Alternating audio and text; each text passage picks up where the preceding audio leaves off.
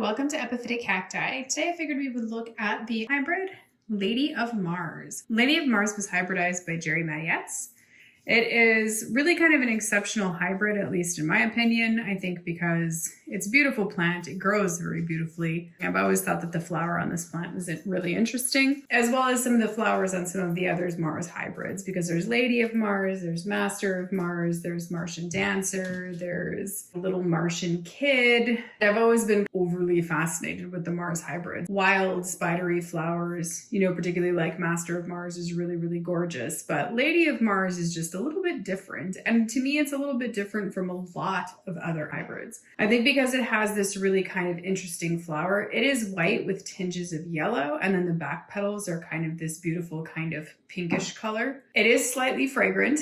I believe I've had this plant for 3 years now, and this is the first season that this has bloomed for me. It's had a few other blooms on it earlier this season. It really is, I think, one of the more elegant epiphyllum hybrids in my collection in terms of as a plant. Some of the epiphyllum plants can get a little bit crazy. They're a little unruly, and maybe they're not all that attractive in terms of like their growth pattern. I truly think that Lady of Mars is really quite stunning. Why don't we zoom in and take a closer look at the growth on the flowers? So if we look here, you can see the growth. It always grows these kind of long, slender sort of branches. They're not super wide branches. They're a little bit long. They're a little bit slender. They can be 3-angled. They can be 2-angled. But they're all slender, long, and elegant looking. It generally is a very clean grower. There's not a lot of spotting or anything like that, at least not in my care, not so far. You can see it looks like it's white, and this is a little bit more white. This has been grown indoors. This flower can be somewhat variable in temperature. You can see in certain sort of lighting conditions that there is a yellow cast that can actually happen on some of these petals. And so I think that's just a little bit of a temperature variability there. And it truly is kind of a light sort of yellow color that you can see sometimes there. It's really, really, really pretty. And it happens a little bit more often, I think, on these the second sort of row of petals here. The first row of petals, at least on mine, is completely white.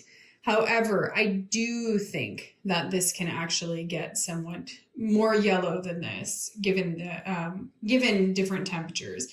And then you can see these really beautiful sort of back petals here. You get a little curly one. I always think it's so cute when they do that little curly Q thing. But here you can see, these back petals, they have a little bit of this kind of like purple, pink, fuchsia sort of tinged color back there. Such an elegant, elegant flower. It is a little bit wild.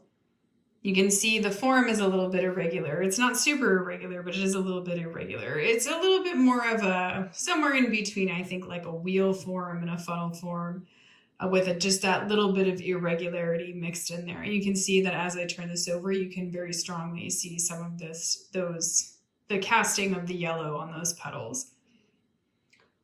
So, and then the second bloom that just opened, it's a little bit more wide open here, but you can see just how beautiful those flowers are. Just with that little touch of irregularity.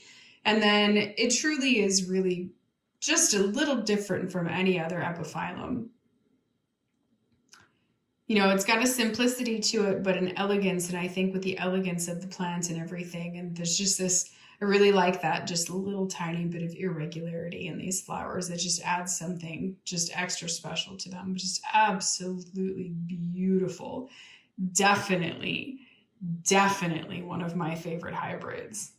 I would say that this plant, along with these flowers and just how beautiful it is, it's got to be in my top 10. And I hope that you've enjoyed the epiphyllum hybrid, Lady of Mars, as much as I have. Thank you for watching, and happy cacti growing.